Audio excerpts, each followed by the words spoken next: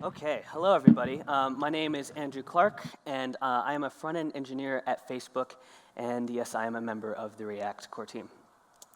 So you may have heard that the React team has been working on a project to add asynchronous rendering capabilities to React. Async rendering is all about scheduling work to more effectively coordinate CPU and I/O resources. So Async React is a huge project, and if I had unlimited time, I would sit here and talk to you for like 5 hours or 7 hours, but I'm going to focus my talk today on just one topic, and that is optimizing the initial page load. So I'm going to discuss how we can use React to increase the performance of our applications without compromising on user experience. So I probably don't need to do much to convince this audience that fast page loads are absolutely critical for web applications.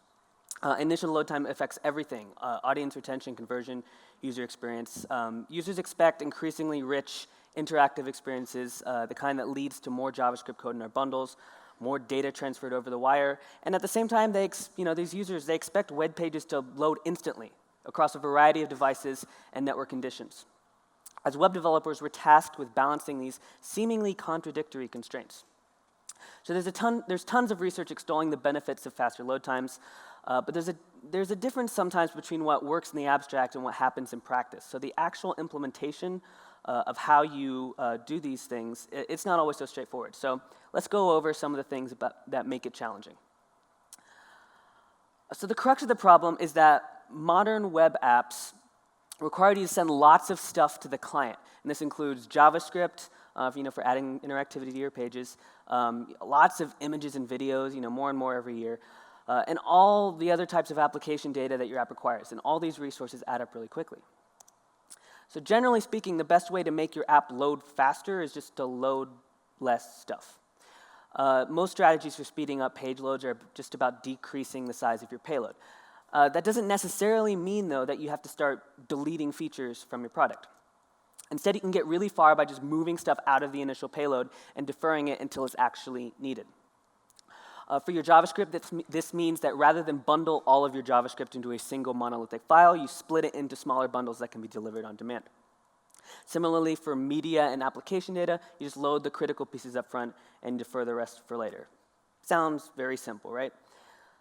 So if we visualize this on a timeline, if you load everything up front, all the critical resources and the non-critical ones, nothing can display until everything is loaded. In other words, the most important part of your page is blocked by the least important part of your page. It's only when the final piece is ready are we able to present something actually useful to the user. So that's not that great. But if we rearrange this, and we split out the parts that are truly needed for the initial experience and defer the rest until later, we can start displaying useful content to the user even before the less important parts are ready. And the non-critical parts of the page can update later once they receive the data that they need.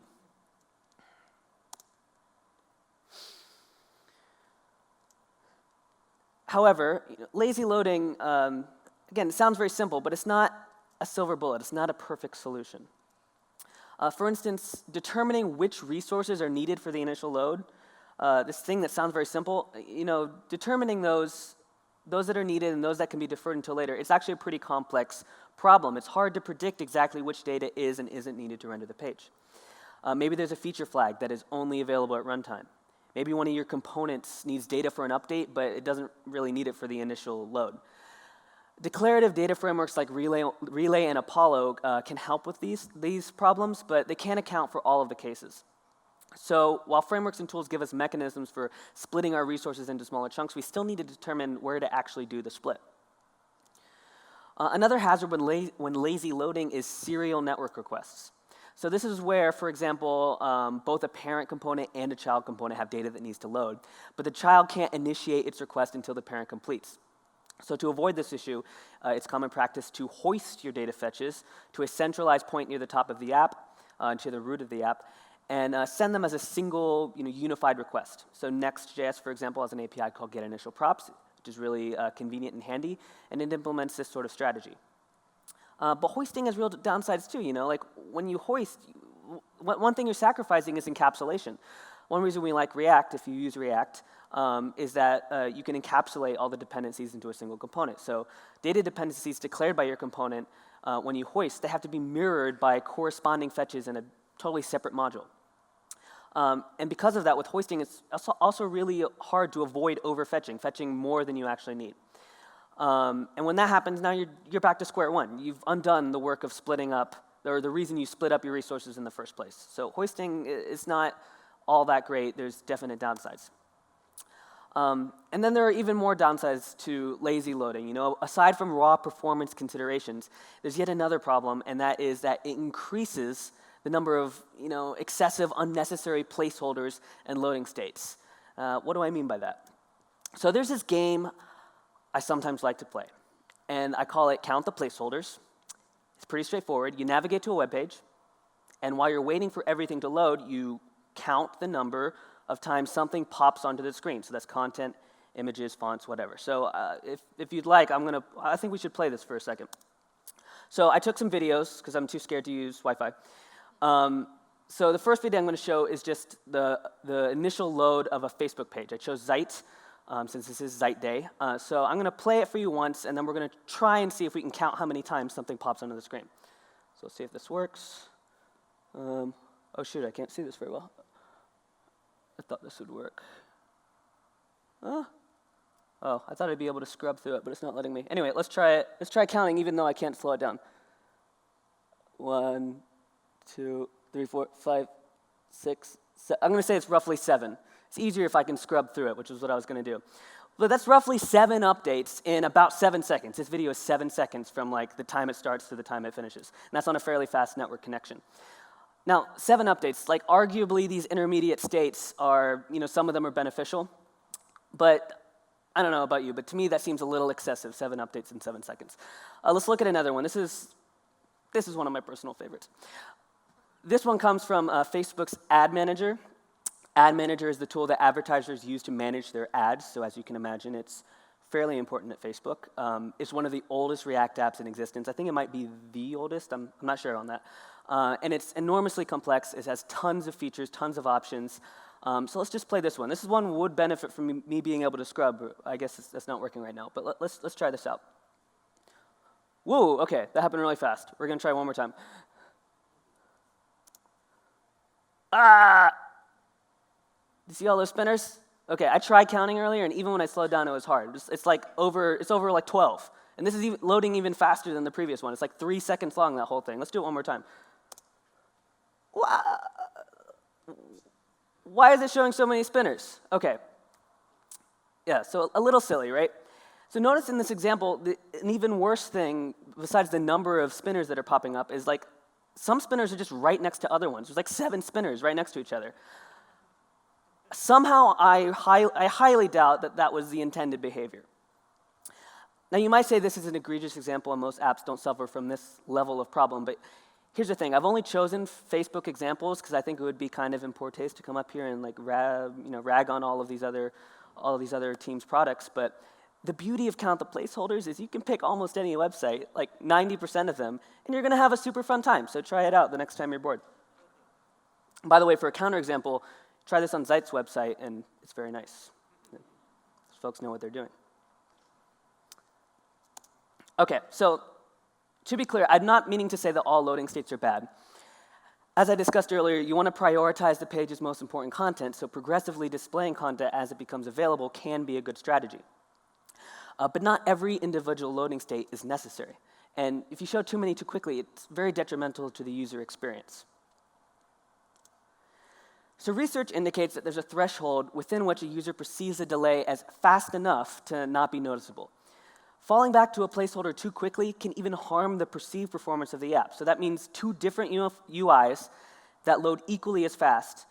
If one of them shows an unnecessary spinner, the user is going to perceive that UI as slower, even though there's no actual raw difference. Now, the exact threshold varies from case to case, but the basic idea is that it's better to wait to update the screen before falling back to a placeholder, and you definitely don't want to show a placeholder right away.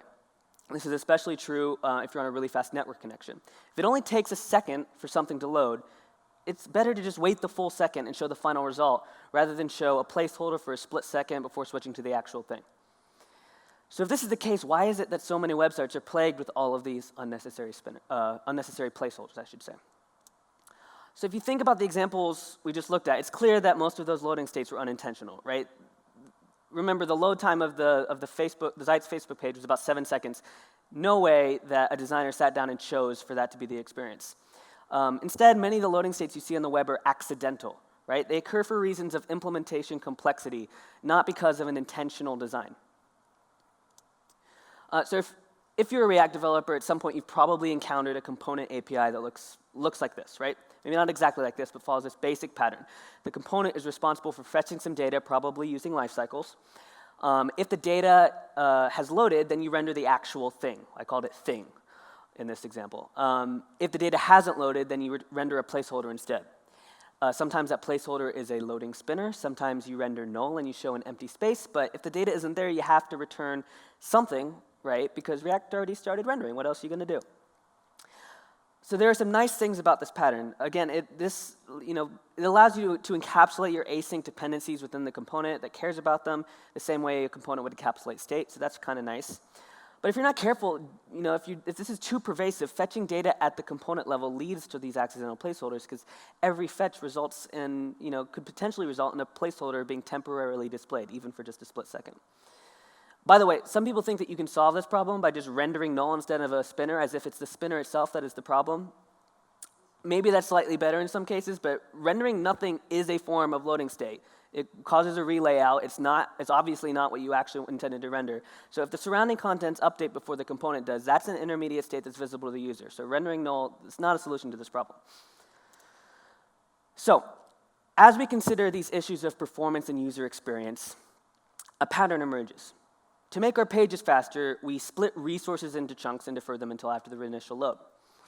To improve the user experience, we did the opposite. We batched resources together and sent them as early as possible. So the solution to one of these problems exacerbates the other. So to summarize, we want to prioritize loading the most important content first. Any content that isn't needed for the initial load, we want to defer until later. We want to avoid accidental loading states that hurt perceived performance, and we want to do all these things without making the code, unmaintainable or adding a bunch of complexity. So in other words, we want to use components. None of these problems are insurmountable on their own, but they can be pretty difficult to solve all at the same time. On the React team, we think we have a pretty good solution that we're pretty excited about. And it's a feature called React Suspense.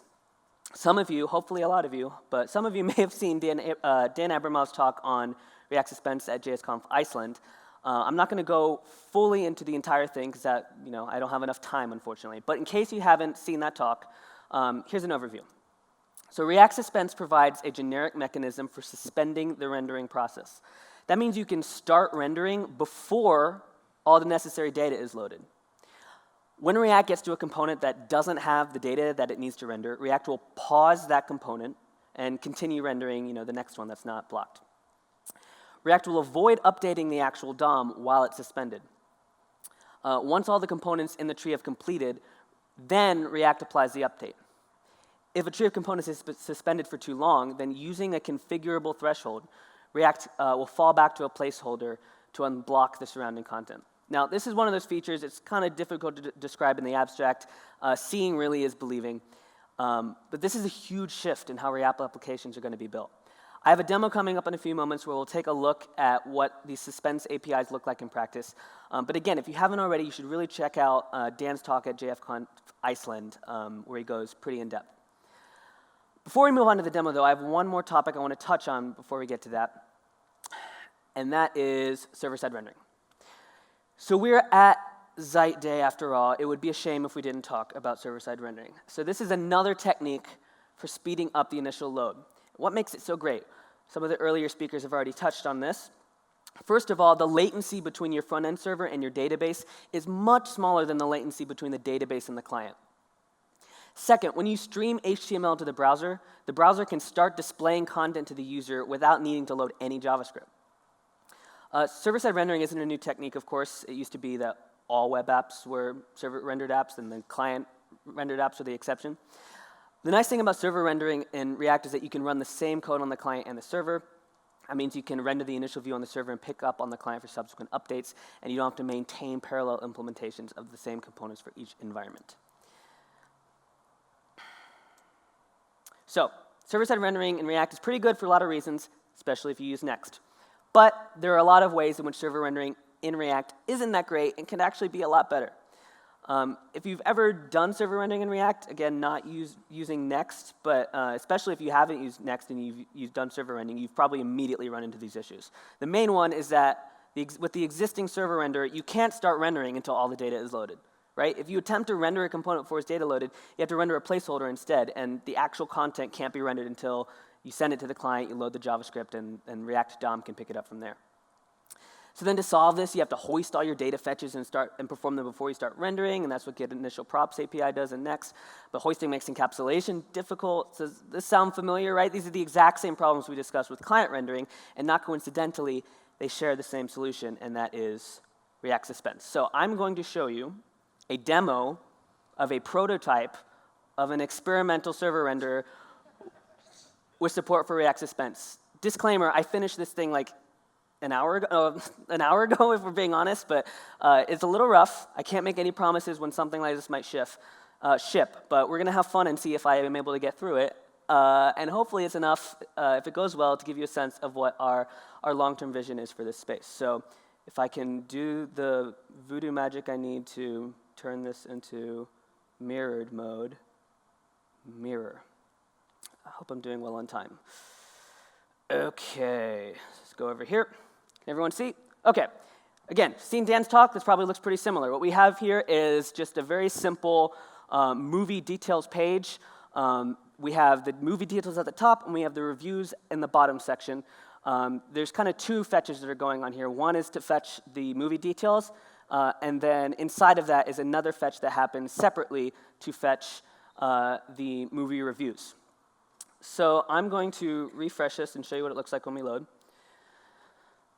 So you can see at the start here, when I load this, first it shows a placeholder while it's waiting for everything to render, and then it falls back to the actual content. Interestingly, I am not running React DOM at all on this page. I didn't even load it. There's no JavaScript bundles being loaded. This is entirely server rendered. If that doesn't make any sense, it's because I am running JavaScript, but it's just little pieces of JavaScript that I'm sending to the client in the form of script tags. So if I look at the page source for this, I have a little runtime that I send down, and then there's just a bunch of HTML that I send. And every once in a while, if I zoom this in a bit, every once in a while I will drop like a script tag, right? And that'll just glue the pieces together as necessary. But it's important as I keep going through this demo that you realize none of this is being rendered with like React DOM. It's all just this server renderer prototype. So that alone is pretty cool. But let's look at this. So obviously this isn't the most pleasant initial load experience. Like no one wants to stare at a spinner for however long that is.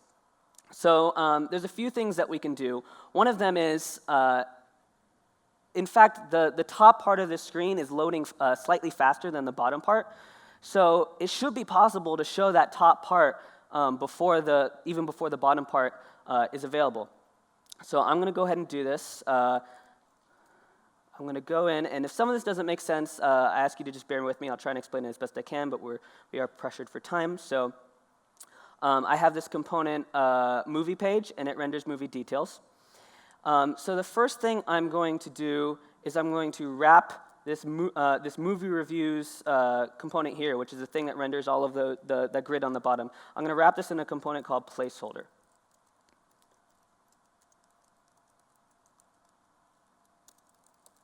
And I'm going to give it a fallback. And that fallback is going to be spinner. And I think size medium is what I want. I think that's right.